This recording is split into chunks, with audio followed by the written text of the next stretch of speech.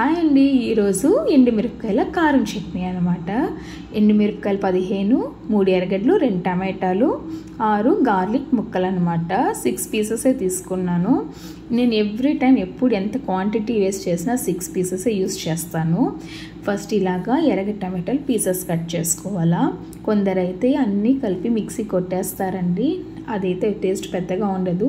First ఎండుమిరపకాయలు, salt, garlic pieces రఫ్గా కొట్టేసుకోవాలన్నమాట.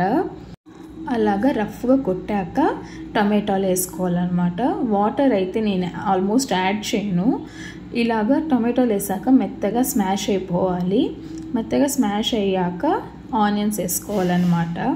కొందరు ఆనియన్స్ అయితే తొక్కుగా ఇష్టపడతారండి, కొందరు నైస్గా ఇష్టపడతారు. నేనైతే కొంచెం ఆల్మోస్ట్ నైస్గానే కొట్టేస్తాను. ఎర్రగడ్డలు లాస్ట్లోనే వేయాలా, అప్పుడే బాగుంటుంది. ఇది ఆనియన్స్ వేసేసి మెత్తగా స్మాష్ చేసేసుకుంటే సింపుల్ అండి, కారం చట్నీ రెడీ అయిపోతుంది.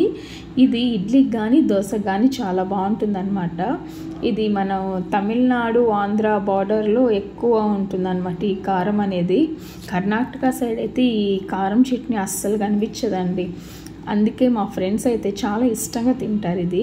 ఫస్ట్ ఈ బాణలు పెట్టి 2 గరిటెల ఆయిల్ వేసి ఆవాలు, ఉద్దిపప్పు, కరివేపాకు అంతే అనమాట. వేరే ఏమీ వేయకూడదు. కొందరు జీలకర్ర వేస్తారు, జీలకర్ర, సోంపు, అదే నాకైతే పెద్దగా టేస్ట్ నచ్చదు.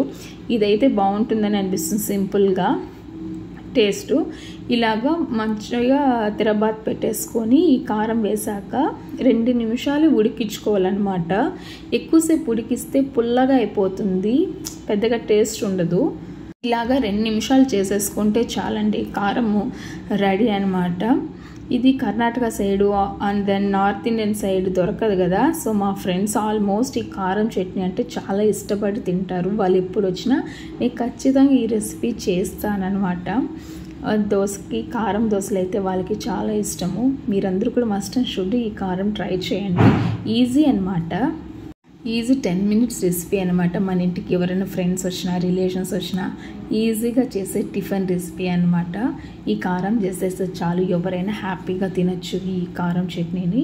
ఇలాగ మంచిగా గీ దోశ పోసుకొని ఆనియన్ దోశ కానీ, కారం దోశ, ఎగ్ దోశ, ఇలా డిఫరెంట్ దోశలు వేసి పెట్టచ్చు అనమాట. మన ఎవరు వచ్చినా, మన ఇంటికి రిలేషన్స్ సడన్గా వస్తే ఇట్లాంటి రెసిపీలు ఈజీగా చకచకా చేసి పెట్టేవచ్చు అనమాట.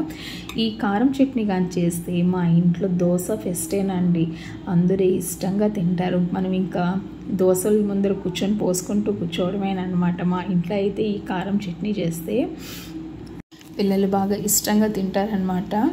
అండ్ దెన్ ఇలాగా మంచిగా దోశ పోసి, గీ వేసి, కారం వేసి, మొత్తం దోశ మొత్తం స్ప్రెడ్ చేసేసి మంచిగా రోస్ట్ చేసి తింటే ఉంటుందండి టేస్టు ఎమ్మీ అనమాట. అస్సలు ఇలాగ కారం దోశ వేసేసుకోవాలన్నమాట, అంతేనండి. నెక్స్ట్ ఎగ్ దోశ ఎలా చేయాలో చెప్తాను.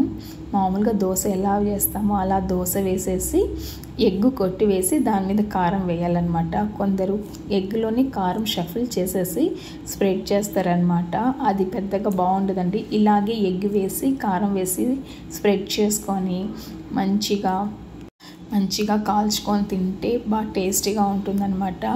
ఈ ఎగ్ దోశ కాంబినేషన్కి అయితే గ్రౌండ్ నట్ చట్నీ చేసుకున్నా కూడా చాలా బాగుంటుందండి, పల్లి చట్నీ. అసలు ఈ చల్లదనం సమయంలో అయితే ఈవినింగ్ రెయిన్ అట్ట సమయంలో ఈ ఎగ్ దోశలు వేసుకొని తింటే ఎక్సలెంట్గా ఉంటుందన్నమాట. నాన్ వెజ్ ఇష్టం ఉండేవాళ్ళు నాన్ వెజ్ లేని సమయంలో ఇలాగ ఎగ్ దోశలు వేసుకొని తినచ్చు అనమాట. ఎమ్మీ టేస్ట్, మంచిగా కాల్చుకొని వేసుకొని కూర్చొని తింటే అంటే ఉంటుందండి. ఎగ్ టేస్ట్ కూడా సూపర్ అండి. బట్ మనం ఒక్క కారం చట్నీతో ఎన్ని డిఫరెంట్ దోశలు పోసుకొని తినచ్చు కదా. అండ్ దెన్ ఆనియన్ దోశ అనమాట. ఈ ఆనియన్ దోశ కూడా అంతేనండి, మంచిగా కాల్చుకొని గీ వేసుకొని తింటే ఎక్సలెంట్ టేస్ట్ అన్నమాట. Please subscribe, like to my channel. Bye అండి, ఎంజాయ్ ద వీడియో.